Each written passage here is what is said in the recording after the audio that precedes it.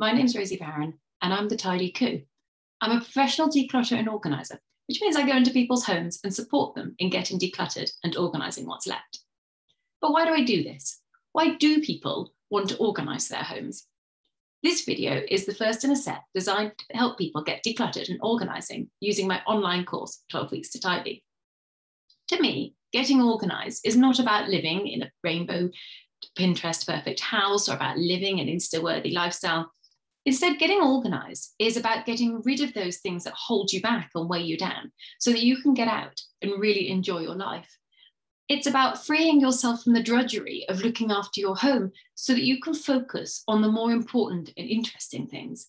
It's about taking control of your life and living it the way you want to. This is one of my favourite quotes. It's probably one of my favourite quotes because I made it up. But anyway, here we go. I'm not organised because I have time. I have time because I'm organised. I'm not here to tell you the right number of spatulas to have in your drawer or how many tops you should have in your wardrobe. Those really are decisions you're going to have to make yourself, because getting organised is not about prescriptive lists telling you what you should and shouldn't have. Tempting though they are, they really don't take into account our individuality. Every person in this world is an individual, and every person is going to want or need different numbers of belongings. In the professional organising industry, we have something called the clutter scale, and we use it objectively to see how much clutter someone has. It's a set of pictures, and each picture has differing amounts of clutter in it. Usually we use this when we're concerned about health and fire issues, but for most people, clutter is not something to be viewed objectively against a picture. It's entirely subjective. Decluttering and organising our homes is less about removing a certain number of items from your home and more about taking control of your home and life. Like animals, even if we're put in a perfect space, we want to nest and make it our own. And so it's about how much control you feel you have over your own space. When we feel that our environment is out of our control, we can feel stressed and anxious.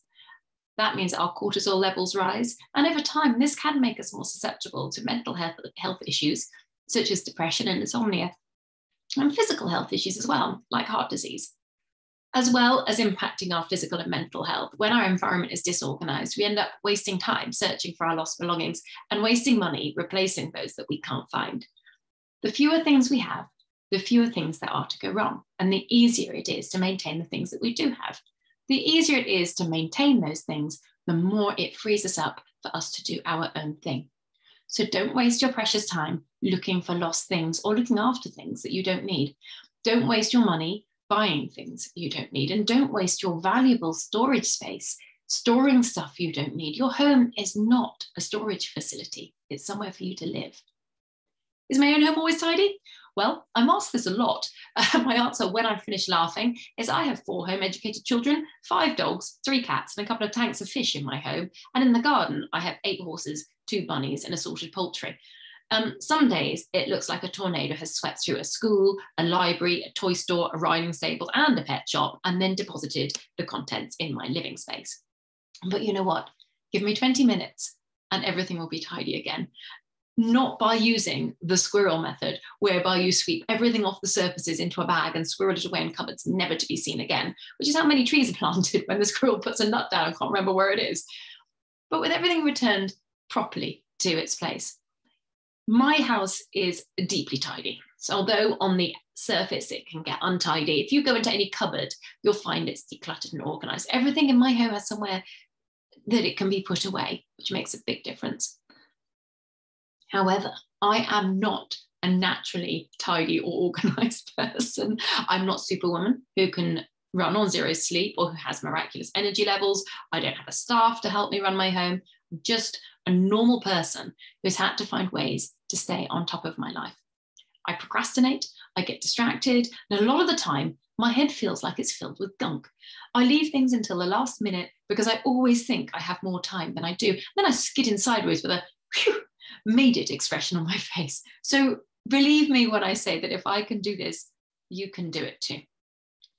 I'm also not one of these people who's going to constantly exhort you to live a life that's 10 out of 10. I'm quite happy with a 6 or 7 out of 10 life.